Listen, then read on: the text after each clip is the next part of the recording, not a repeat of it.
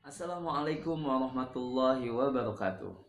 Alhamdulillah wassalatu wassalamu ala rasulillah wa ala alihi wa sahbihi wa mawala. Adik-adikku, hari ini Kak Abu Lukman ingin mengajak adik-adik untuk merenungi wabah yang sedang terjadi, yaitu virus corona nih, yang sedang melanda dunia dan juga melanda Indonesia. Sampai kita nggak bisa sekolah nih. Tapi Kak Abu Lukman ingin mengajak adik-adik merenungi tentang wabah dari kisah Nabi Musa alaihissalam. Kok bisa Kak Abu Lukman? Bisa adik-adik, karena dalam kisah Nabi Musa Allah pernah turunkan wabah. Kenapa Allah turunkan wabah? Dan bagaimana Allah mengangkat wabah itu? Ada dalam kisah Nabi Musa. Mau dengar adik-adik? Ya. Kalau begitu Kak Abu Lukman kisahkan tentang Nabi Musa sebagai utusan Allah yang Allah perintahkan untuk mengajak Fir'aun dan kaumnya supaya mau menyembah Allah. Supaya Fir'aun yang sombong, yang kejam, yang mengaku sebagai Tuhan, supaya taubat, supaya menyembah Allah saja. Bahkan Nabi Musa alaihissalam ketika dakwah mengajak Fir'aun menunjukkan mukjizat. Tongkat jadi ular, tangan yang bercahaya. Walaupun banyak mukjizat yang sudah ditunjukkan, Fir'aun tetap enggak mau juga. Dia sombong, dia kejam, dia tetap tidak mau menyembah Allah. Bahkan dia ngaku sebagai Rabb, sebagai Tuhan. Akhirnya karena Fir'aun tetap bergelimang dengan dosa, Allah turunkan azab. Yang pertama, Allah datangkan musim kemarau. Adik-adik tahu musim kemarau? Musim kemarau itu artinya nggak lama nggak hujan, panas, sampai air-air kering, sungai hampir surut. Padahal di Mesir ada sungai besar yang namanya Sungai Nil, hampir surut. Pohon-pohonan banyak yang mati, pohon yang besar yang biasanya berbuah jadi nggak berbuah. Itu azab yang pertama Allah turunkan. Ternyata datangnya azab ini tidak membuat Fir'aun dan kaumnya bertobat. Allah datangkan azab yang berikutnya. Azab yang berikutnya apa? Yaitu berupa taufan yang membawa air, hujan deras dengan angin yang kencang, banjir. Orang-orang jadi susah pergi kemana-mana. Bahkan ada yang tenggelam. Yang kedua azab, tetap Fir'aun tidak mau bertobat. Akhirnya Allah turunkan wabah. Apa wabah yang pertama Allah turunkan? Yang pertama Allah turunkan belalang. Allah kirim belalang. Adik-adik tahu belalang? Belalang yang biasa memakan rumput.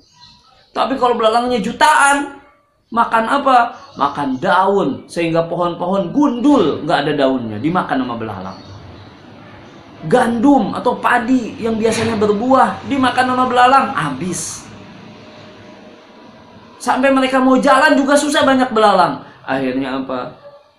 Mereka datang kepada Nabi Musa, minta Nabi Musa berdoa pada Allah supaya belalang ini dihilangkan. Bahkan mereka berjanji kalau belalang ini dihilangkan oleh Allah, mereka mau masuk Islam, mereka mau nyembah Allah. Allah, Nabi Musa sabar. Walaupun mereka seringkali berbohong, ingkar janji, Nabi Musa berdoa pada Allah. Nabi Musa minta kepada Allah. Akhirnya mereka bangun pagi hari, belalangnya udah gak ada, hilang. Allah yang menciptakan belalang, Allah juga yang mengambil belalang-belalang tersebut. Ketika belalang hilang, mereka bukannya bertobat, mereka malah akhirnya nggak mau masuk Islam. Akhirnya Allah turunkan wabah yang berikutnya. Apa? Kutu. Ketika datang kutu, mereka minta lagi kepada Nabi Musa supaya berdoa. Nabi Musa berdoa lagi, kutunya hilang. Mereka ingkar janji lagi. Mereka tidak menepati janji. Mereka bohong. Mereka nggak mau masuk Islam lagi. Datang lagi yang berikutnya. Apa? Kodok. Saking banyaknya kodok, di dalam selimut ada kodok. Mau makan, buka mulut, kodok ikut mau masuk. Mereka minta lagi pada Nabi Musa. Berdoa lagi Nabi Musa, diangkat lagi azabnya. Tapi mereka tetap ingkar janji. Mereka tidak mau masuk Islam, tidak mau menyembah Allah. Akhirnya datang azab yang berikutnya berupa apa? Darah. Semua air jadi seperti darah, bau anyir, warnanya merah seperti darah. Air yang di sungai sama, yang di sumur sama, bahkan air yang di dalam teko mau diminum jadi seperti darah, berbau anyir, tercampur sama darah. Mereka minta lagi kepada Nabi Musa supaya berdoa lagi. Nabi Musa tetap sabar berdoa lagi. Ketika semua air jadi biasa lagi suatu saat, mereka kafir lagi, mereka ingkar lagi, mereka bohong, mereka nggak masuk Islam, mereka nggak nyembah Allah saja. Akhirnya Fir'aun dan kaumnya ditenggelamkan oleh Allah di Laut Merah. Adik-adik, ternyata dari kisah Nabi Musa kita bisa tahu kenapa Allah menurunkan azab, baik berupa kemarau, hujan, atau berupa wabah. Dan kita juga tahu bagaimana caranya supaya Allah mengangkat wabah ini lagi. Adik-adik jawab pertanyaan ini, 2 pertanyaan ini, ya, ditulis di buku. Nanti ketika sudah masuk sekolah lagi dikumpulkan. Nah, ini saja cerita Kak Abu Lukman di pagi hari ini. Semoga bermanfaat. Sampai ketemu di lain kesempatan. Wassalatu wassalamu ala nabiyyina Muhammadin sallallahu alaihi wasallam. Wassalamualaikum warahmatullahi wabarakatuh.